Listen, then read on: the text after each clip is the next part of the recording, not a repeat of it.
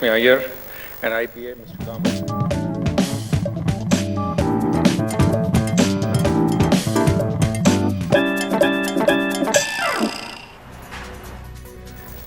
Let me turn instead to the opportunities we have to make India a far better place than it is today, focusing in particular on finance.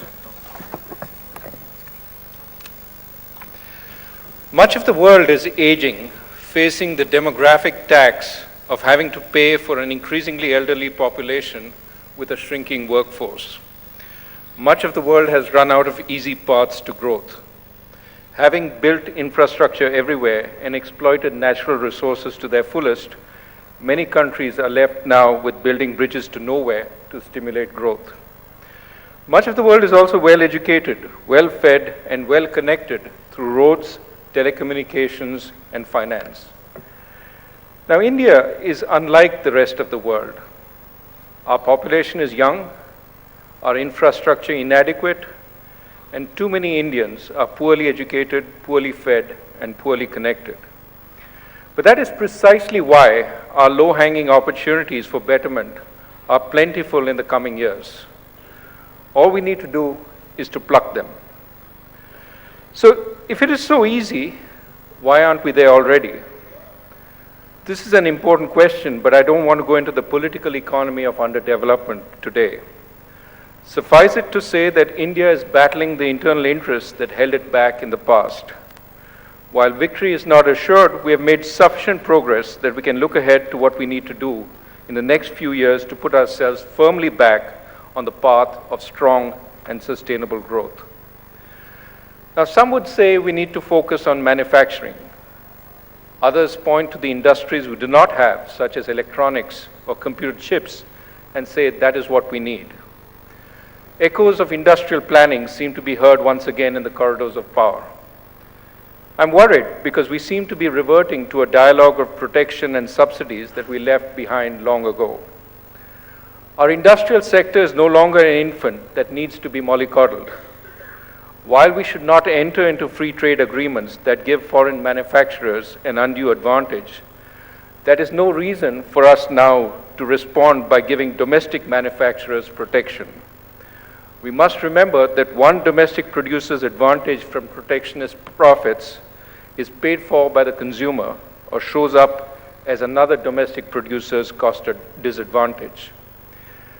Instead of targeting specific industries for governmental attention, which risks bringing back all the baggage of the license permit Raj that we left behind, let us focus instead on improving the conditions for growth for all. Our measure of success should be the jobs that are created not by giving government subsidies or protections to labor-intensive industries or sectors, but by developing a facilitating, though competitive environment that will result in the emergence of the best solutions. This requires a disciplined focus on 4 issues, at least. Number 1, we need to improve the quality of our infrastructure, especially the logistical support and power that industry and services need. Grand plans are on the anvil, such as the Delhi-Mumbai Industrial Corridor. We need to complete such projects on time and within budget. The success of the New Delhi Metro suggests that timeliness and cost control are not foreign to the Indian psyche. Second, our youth need education and training for the jobs that will be created. Some of this will be higher degrees, not just computer science, but also design or civil engineering or even the fine arts. Some of it will be appropriate vocational education that teaches them to be good plumbers and electricians rather than unemployable, low-skilled engineers. Teaching our citizens can be a stepping stone to teaching the world. India can be at the forefront of providing mass technology-enabled education laced with appropriate human inputs to the rest of the world. Third, we need better business regulation. This does not always mean less regulation, but it means regulation that is appropriate to the objective and that is enforced. I'm told today that factories in one state still require, are still required to have a snake trap on the factory floor by law. a law that has not been changed since the days that factories were surrounded by jungles. This lack of change may be sheer inertia, but it also may be more sinister rent-seeking. All too often, we have too much regulation on the books and too little regulation in practice, with the worst of the regulated finding unscrupulous ways around the regulation, while the honest are stymied. We have strong labor laws in theory that are meant to protect employees, but in practice, we have a very flexible system with no incentive for firms to invest in their workers or to hold on to them, and no loyalty towards the firms from workers. This needs to change if we are to have more skilled manufacturing jobs. And number 4, we need a better financial system which will finance the needed infrastructure and the expansion of every producer, ranging from the kirana shop owner to the industrialist, even as it allows households to save safely with positive real returns, to insure themselves against health emergencies or old age costs, or borrow at low cost to finance consumption.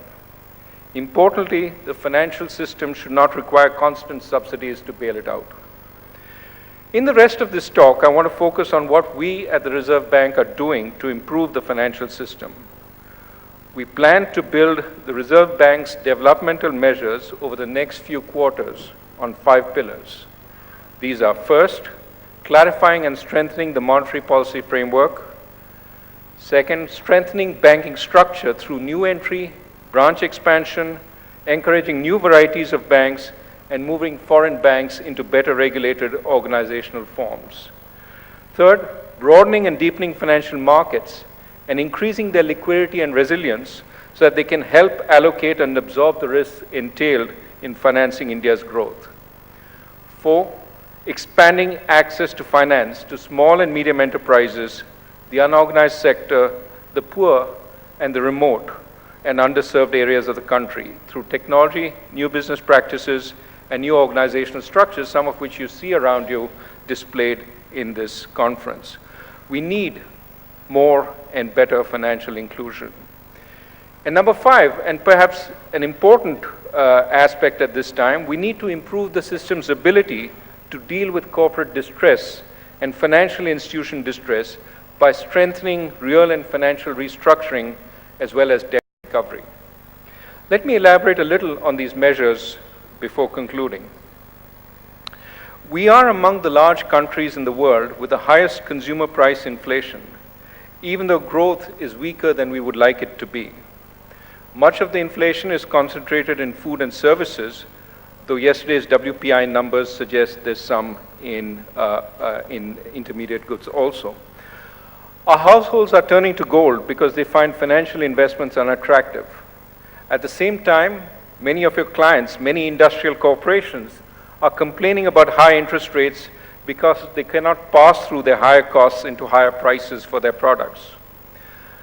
We can spend a long time debating the sources of this inflation, but ultimately, inflation comes from demand exceeding supply. We need to reduce demand somewhat without having serious adverse effects on investment and supply. This is a balancing act which requires the RBI to act firmly so that the economy is disinflating, even while allowing the weak economy more time than one would normally allow for it to reach a comfortable level of inflation. The weak state of the economy, as well as the good Kharif and Rabi harvest, will generate disinflationary forces that will help, and we await data to see how these forces will play out. No single data point or number will determine our next move. I think the market understands what we are trying to do, but we need a more carefully spelled out monetary policy framework than we currently have. We have a committee currently which is studying this. The Dr. Urjit Patel committee will report by the end of December 2013, and we will take actions following that report. We have already announced measures to free bank branching and to incentivize foreign banks to incorporate domestically. Going forward, we have to give our public sector banks, which are a national asset, the means to improve their competitiveness. Many of them have made enormous strides in the last decade.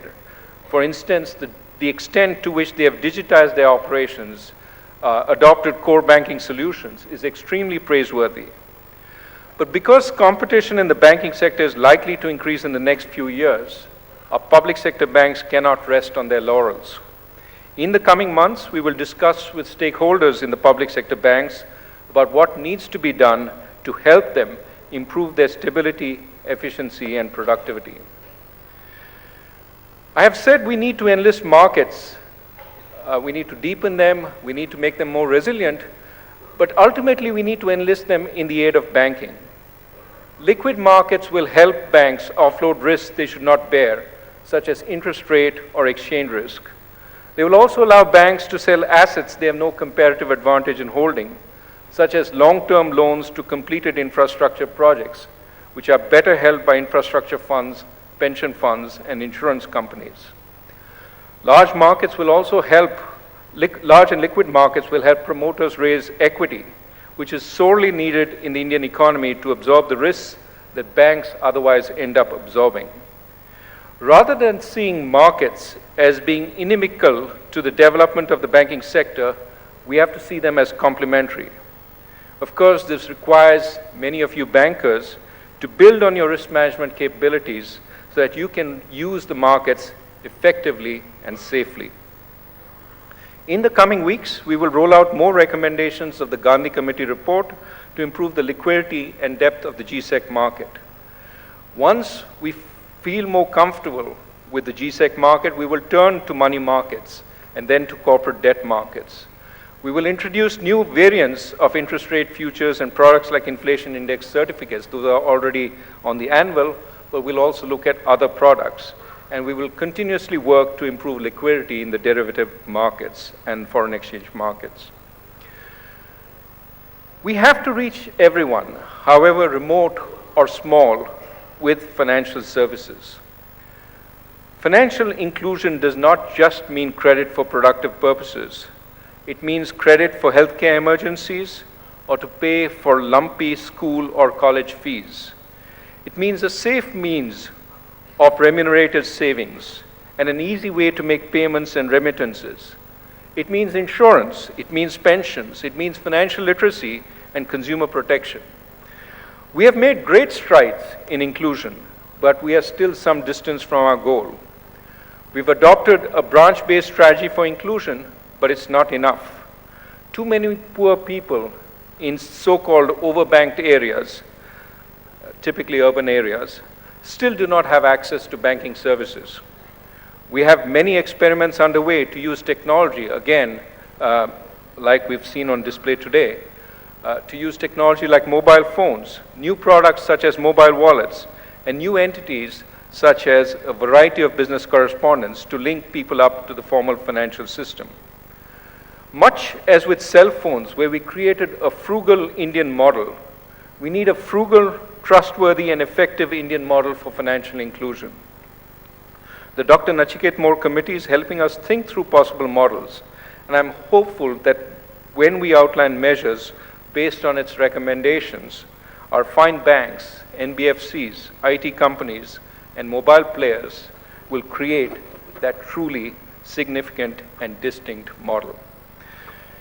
At a more detailed level, we have set up committees like the Sambamurthy Committee to advise us on how to expand mobile banking in India through encrypted SMS-based funds transfer in any type of handset. I could go on the details. A number of committees are looking to see how we can harness technology.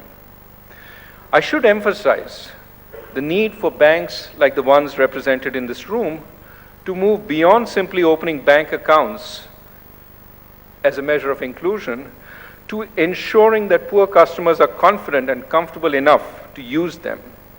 Innovation in reaching out to the underserved customer, rather than simply posting higher numbers in branches opened or bank accounts opened, has to be part of our efforts.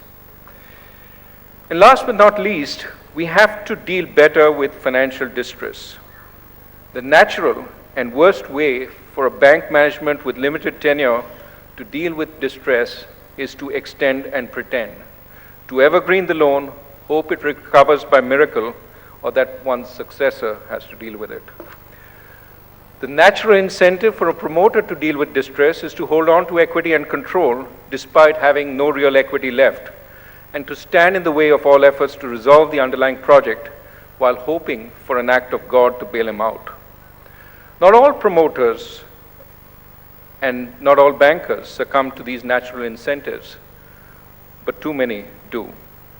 We have to ensure that the system recognizes financial distress early, takes steps to resolve it, and ensures fair recovery for lenders and investors. We could, of course, wish for a more effective judicial process or a better bankruptcy system, but while we await that, we have to improve the functioning of what we have. In the next few weeks, we will announce measures to incentivize early recognition, better resolution, and fair recovery of distressed loans. We will focus on putting real assets back to work in the best use, something the economy sorely needs. Here again, you bankers have a critical role to play by fighting the natural incentives that are built into the system. You have to help those with genuine difficulties while being firm with those who are trying to milk the system. The RBI will help you with every measure at our disposal. Let me conclude. We are going through a period of great cynicism about what India can do. That cynicism does not just permeate the foreign press and their audiences, but also infects our domestic debate. Every policy is greeted with suspicion and scrutinized for evidence of malfeasance. With no upside to making decisions, it is no wonder that decision-making has slowed, and by decision-making, I include also the genuine, legitimate process of taking risks in making loans that every banker has to undertake. We have to take those risks. Those risks cannot be viewed from an ex-post perspective based on whether the project succeeded or failed. The solution to this kind of environment, to dealing with it, cannot come through inaction, but through action. Action that is seen as purposeful, unbiased, and effective. No doubt mistakes will be made, but if the weight of clean actions builds up, the miasma of suspicion that pervades our society today will ebb. The Reserve Bank of India will play its part in making this happen. Thank you.